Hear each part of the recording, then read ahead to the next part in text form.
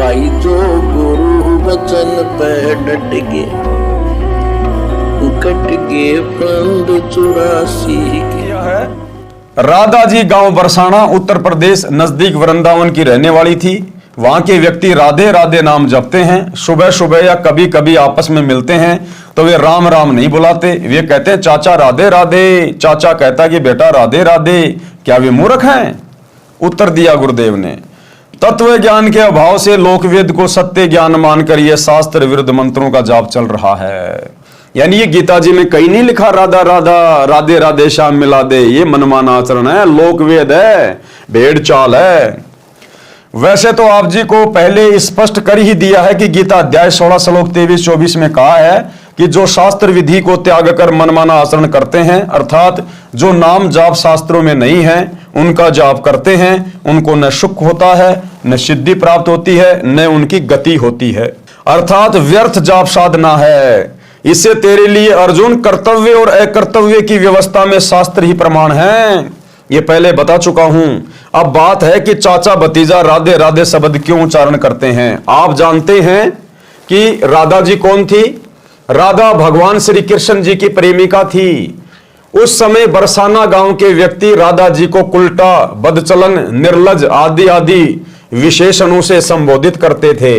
कहते थे ये दूसरे गांव के नंद बाबा के लड़के से छिप छिप कर मिलने जाती है, इसे अपने घर पर भी न आने देना, बेटियों पर गलत प्रभाव पड़ेगा। श्रीमान जी, अब उसी बरसाना के व्यक्ति राधा जी के लिए स्वयं स्त्री पुरुष युवतियां कहते हैं कि राधे राधे श्याम मिला दे। जैसा कि आप जी ने पूर्व के प्रश्न में बताया था कि हम ये नाम भी जाप करते हैं, अब न राधा जी है और न श्री कृष्ण जी। अब बड़बड़ा रहे हैं सनीपात के जवर के रोगी की तरह, राधे राधे श्याम मिला दे।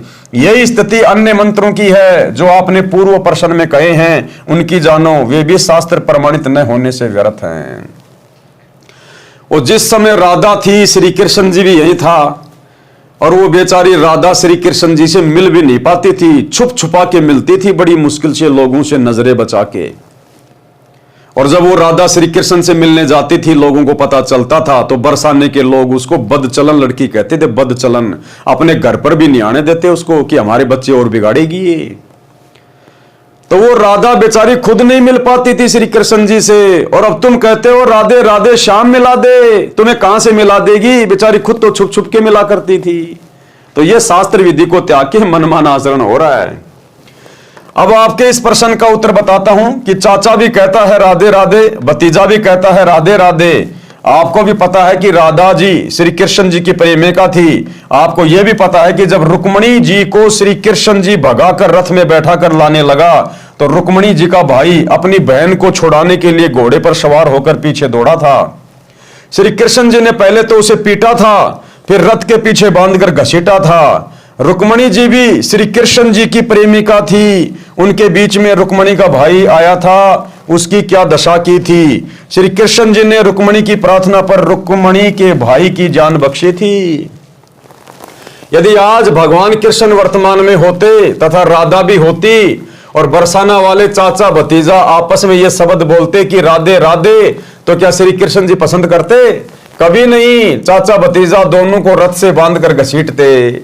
यदि आप किसी की प्रेमिका का नाम लेकर बड़बड़ाओगे तो प्रेमी के ऊपर कैसी गुजरेगी? यदि ताकतवर होगा तो मुंह फोड़ देगा, कमजोर होगा तो रोएगा, उसकी जान को कोसेगा।